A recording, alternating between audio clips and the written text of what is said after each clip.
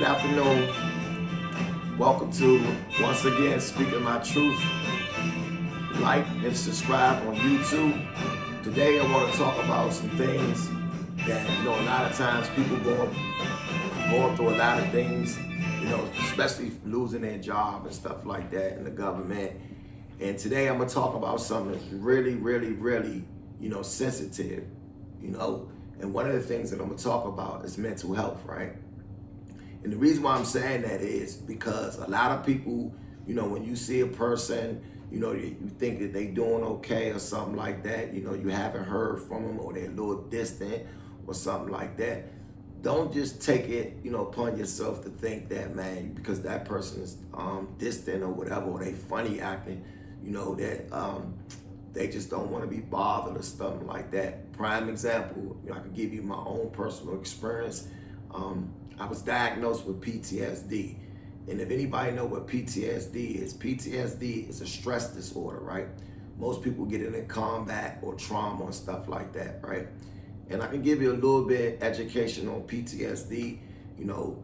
A lot of times with people that suffer from PTSD, they don't like to be backed in the corner, and I can speak for me, that's why a lot of times that I know I suffer from it. So a lot of times I literally, try to stay away from people that I know that will irritate me, because I know eventually that once that they do irritate me, it's gonna go left.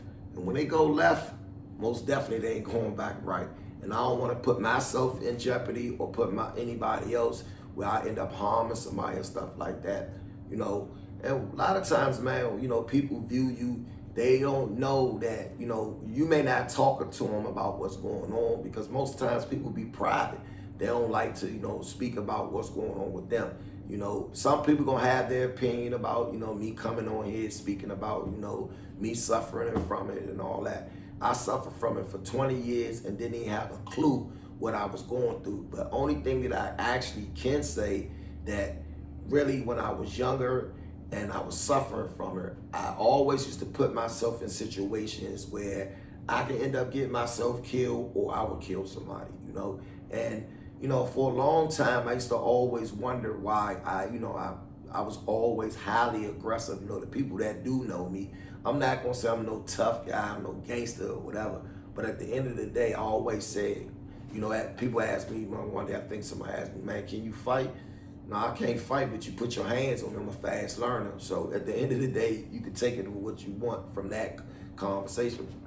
But, like I said before, then also too, man, it can be hereditary, you know what I'm saying? It can be genetics, if your family, somebody in your family suffer from depression and stuff like that, it can, trickle down into your kids or stuff like that.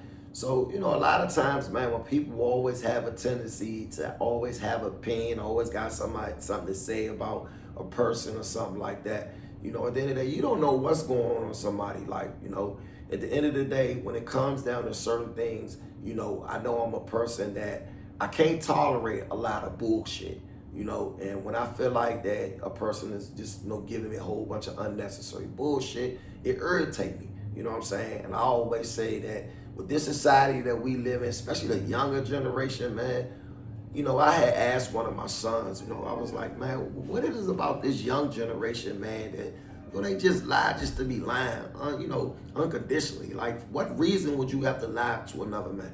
I'm cut from a cloth. Real men respect men. You know what I'm saying? When I feel like that another man gotta lie to me to my face, I feel some type of way about it. You know what I'm saying? Because I'm gonna always keep it 100 with whoever I deal with, right? Some people gonna like me, some people not gonna like me. But at the end of the day, I'm not into a popularity contest. At the end of the day, I always say in this society that we live in, man, nice guys finish last. And that's the thing that I'm kind of noticing that with people. Because you see somebody, man, and you see them, they laid back, you know what I'm saying? I've been through so much stuff in my life, man, that, I just want peace and serenity, And a lot of times people always have a tendency to have all these comments about me. Until you walk in my shoes, then you judge me. But until then, keep your mouth shut. You know what I'm saying? Because at the end of the day, a lot of times people have these comments that, was never being addressed. And yeah, I could have addressed a lot of these comments and what people had to say, but it's not really about that. And I'm gonna get off that topic because at the end of the day, I know that most people gonna look at it a certain type of way. And for me, man, like I said, I'm not doing this to try to be glorified. Anything, I'm trying to help our community and push our community into trying to go in the right direction. And one of the things that I really truly feel that our community is going in the wrong direction. We always been aligned on this government. You know what I'm saying? When people say, oh, they about to, man, cut off food stamps, Medicare and all that. Yeah, some people need it. I'm not saying that, some of the older people who don't need it, but some of you young people, man, y'all don't know that shit is a trap to get on food stamps and welfare and stuff like that. Because at the end of the day, you mean to tell me you're going to wait a whole month to get income coming in? So you mean to tell me you'd rather sit around for a whole month waiting for a check, or you wait for food stamps? At the end of the day, if you go to a job and you get paid every 2 weeks, at least you can have a better life. You know what I'm saying? You can be able to travel, because I truly believe that people that live in the hood, and I'm not speaking badly about the hood. I grew up in the hood. Anybody that know me, I grew up around 21st and Maryland Avenue, ran it by Spingarn, Washington, D.C. If you know anything about Washington, D.C., you know about Bennett Road, Langston Terrace, they call it Lower Vietnam. But I made it from out of that. You know what I'm saying? I was determined that I wasn't going to be a statistic. You know what I'm saying? And that's the thing that we got to start looking at.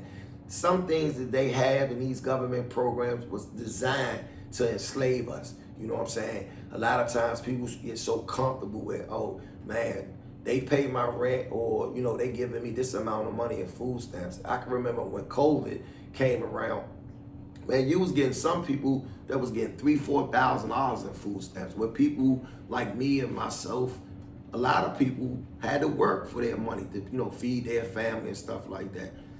Honestly, where I'm at in my life at 56 years old, I don't want nobody to give me nothing. Because to be honest with you, you basically can appreciate more in life when you work for it, you earn it. Because you look at it a little bit more different than when you have to earn it. And that's the thing about the younger generation, man. I'm going to get back to, man, about the younger generation. Just lying, just to lie, just to be lying, And I think that's the most irritating thing, because when you can look at a man straight in his face and just lie to him, to me, that make me feel like, man, that honestly, your character is really flawed. A hell of a flaw to do that, That's something that I think that, man, us OGs, man, when we get with these young dudes, man, we got to teach them some morals. We got to teach them some principles. We got to teach them some values. You know what I'm saying? The stuff that they see on the internet, man, all this crazy stuff. I'm not putting this content out to this is for education purposes only. I'm putting content out to wake people up, wake this generation up. Because listen, truly, if you got grandkids, I think that you want to work on them, because do we want to have another generation of kids and people who don't do anything with their life? All they doing is just wasting their life. Man, I could tell you from my own experience, I ain't gonna never say I wasted my life, but when I came home, I went in prison when I was probably like 17, 18. I came home when I was in my late, almost 30s. And at the end of the day, by the time I came home, I looked back and was like, man, I ain't got no more time to be bullshitting around. A lot of my years was wasted being incarcerated, right? I learned a valuable lesson. So what I always tell people is, man, time goes so fast, you can never stop time. By the time you 20, next thing you look up, you 30. Next thing you know, you look up, you 40. Next thing you know, you look up, you 50. And then when you got these young kids, man, who live at home, your parents, when I say this, you live at home and you do not want to contribute to the household, that is madness. You know what I'm saying? Because at the end of the day, we need to learn from, we look at some of the Spanish community, you'll look at them, they live in a house and everybody's contributing, you know what I'm saying? But when you got our children, grown men live with their mother, or grown daughters live with their mother. They don't want to pay nothing. And that should not be the case. The same way that you can sit back and always ask somebody, can you give me a ride this place and give me a ride that place, but yet you'll pay Uber and Lyft. But you don't even think that, I guess that you figure because that person is your parent or your guardian and stuff like that. a family collectively is supposed to work together as a unit to, man, survive in society, right? And that's what we need to get back to, because a lot of us, man, we done fell so far off the mark. You know, we sit back all day long, man. When I look at each other, man, we going at each other. Instead of we sticking together. One thing I can't, appreciate about my great-great-grandmother and my great-great-grandfather, my grandmother was Indian, my grandfather was Caucasian, right? A lot of times people always used to say, man, my mother and them, it was 12 of them, right? And a lot of them, they went through a lot, in Richmond, Virginia. They came up here and everything. And, they made it the best way they can. But see, what I think that a lot of us, we end up doing, like they always say, we like crabs in a barrel. I heard a Spanish person say, man, the reason why that we're strong, tight-knit people is because we stick together. For us, we think tearing each other down is the best thing ever. Me, as Speaking My Truth, Touch of Love, I want to say this to all the young, man, entrepreneurs. Man, I want you to tap in, because at the end of the day, I'm going to show you, I'm starting a new business adventure. Thursday, I'm going to sign my lease for my new building. So at the end of the day, I'm going to give you a play-by-play, step-by-step of signing a lease to a business, going into business with raw materials, and I'm gonna most definitely decorate it, do everything myself. Yeah, I can hire people to do that, but listen to this. Why pay somebody to do something that I can do myself? I ain't never been in a business to paying somebody to do stuff. When people used to come to me back in the day in the streets, when I had issues, man, Slim, I'll pay you, you can pay me to take care of that for you. Nah, I don't never do that. Because at the end of the day, if I got an issue with you, I know how to handle it, but that's for another day. That's for another story or whatever. But what I want you guys to do, man, especially some of these other older guys that got own businesses and stuff like that, we need to collectively stick together and push one another, right? For me, I'm saying, I'm 25 years in on my business. I ain't never had to go to nobody. I did everything on my own. When y'all always say, well, damn, man, Slim, you do multiple different things. Yes, because at the end of the day, I know that I don't come from the Kardashians or the Hiltons or anything like that, or the Kennedys. I come from a black family that, at the end of the day, I want to break the cycle of generational wealth. We take our money and spend our money and all this dumb stuff. We go buy, man, $20 million watches.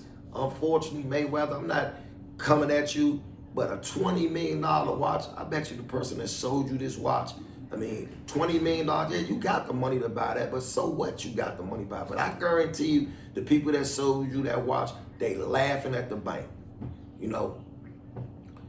So what I want to say, man, Speaking My Truth, Mark Love, tap in, like, man, Instagram, share, help me move this channel, and you have a good afternoon, and have a good day.